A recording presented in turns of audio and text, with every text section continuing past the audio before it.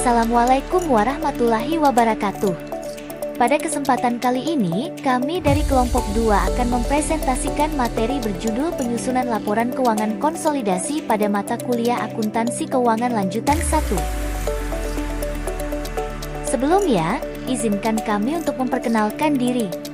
Kelompok kami beranggotakan 3 orang, yaitu Nur Hidayah dengan NIM 2204174, Uti Aisyah dengan NIM 2204164, dan Ayu Sekar Wulan Pujawati dengan NIM 2204100 Baiklah, tanpa berlama-lama lagi langsung saja kita masuk ke materinya.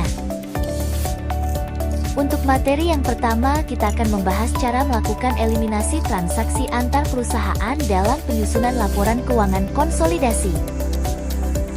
Jadi, cara untuk melakukan eliminasi transaksi antar perusahaan dalam penyusunan laporan keuangan konsolidasi adalah sebagai berikut.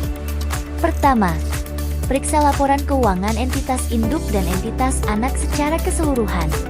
Kedua, lakukan eliminasi terhadap laporan laba rugi antar perusahaan.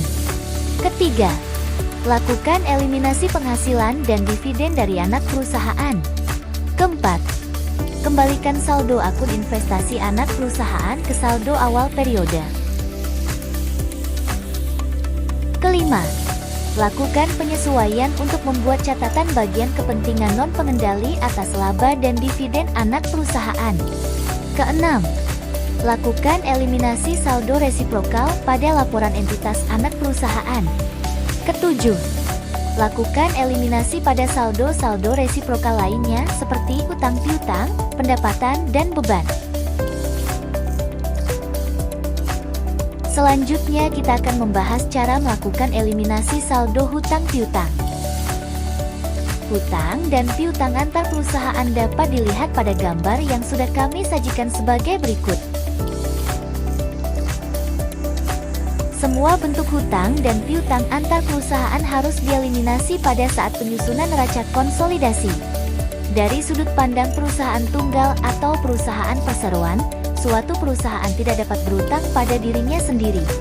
Misalnya, jika suatu perusahaan berutang ke afiliasi sebesar 1 juta, maka perusahaan yang satu harus mengakui piutang 1 juta pula pada pembukuan terpisahnya dan perusahaan yang lain mempunyai utang dalam jumlah yang sama. Pada saat penyusunan laporan keuangan konsolidasi, maka ayat jurnal eliminasi dalam kertas kerja konsolidasi akan dicatat seperti gambar berikut. Hutang usaha sebesar 1 juta pada piutang usaha sebesar 1 juta dengan keterangan eliminasi piutang atau hutang antar perusahaan. Materi kita yang terakhir yaitu cara melakukan eliminasi pendapatan dan beban yang terjadi antar perusahaan dalam grup. PSAK nomor 4 revisi 2009 paragraf 17 disebutkan, saldo, transaksi, penghasilan, dan beban intra kelompok usaha dieliminasi secara penuh. Keuntungan dan kerugian hasil dari transaksi intra kelompok usaha yang diakui dalam aset, misalnya persediaan dan aset tetap, dieliminasi secara penuh. Alasan pengeliminasian laba atau rugi dari transaksi antar perusahaan afiliasi adalah bahwa manajemen induk perusahaan dapat mengendalikan semua transaksi antar perusahaan termasuk otorisasi dan penetapan harga, tanpa tawar-menawar antar perusahaan afiliasi. Tujuan eliminasi adalah untuk menunjukkan laba atau rugi dan posisi keuangan dari entitas yang dikonsolidasikan yang seharusnya tampak jika transaksi perusahaan tidak ada, dengan mengabaikan jumlah dari setiap transaksi. Contoh, selama tahun 2008 PT Pende menjual barang dagang yang bernilai Rp15 juta dengan harga jual Rp18 juta ke PT Senda. Kemudian PT Senda menjual 5/6 dari barang dagang tersebut ke pelanggannya dengan harga Rp18.750.000. Barang dagang yang tersisa atau belum terjual yang berasal dari PT Penda sampai dengan 31 Desember tahun 2008 adalah Rp3 juta. Dalam persediaan akhir PT Senda 3 juta rupiah ini berarti termasuk laba belum direalisasi sebesar Rp500.000. Jurnal untuk mengeliminasi transaksi antar perusahaan bisa dilihat pada gambar yang telah kami lampirkan sebagai berikut. Dampak tidak adanya eliminasi. Ketidakakuratan dalam proses eliminasi dapat menyebabkan laba konsolidasi terlalu tinggi. Jika transaksi tidak dieliminasi, laba konsolidasi dapat dilaporkan lebih tinggi dari yang seharusnya, memberikan gambaran yang salah tentang kinerja grup. Kesalahan dalam penilaian aset.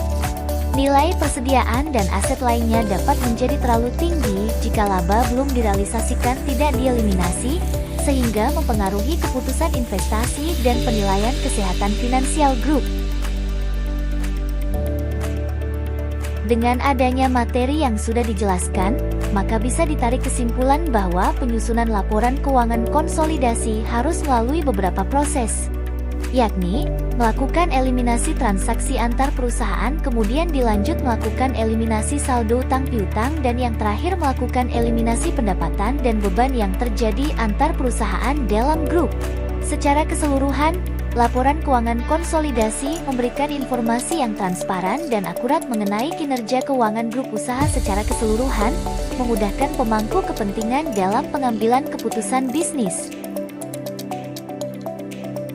Demikian materi yang bisa kami sampaikan pada kesempatan kali ini.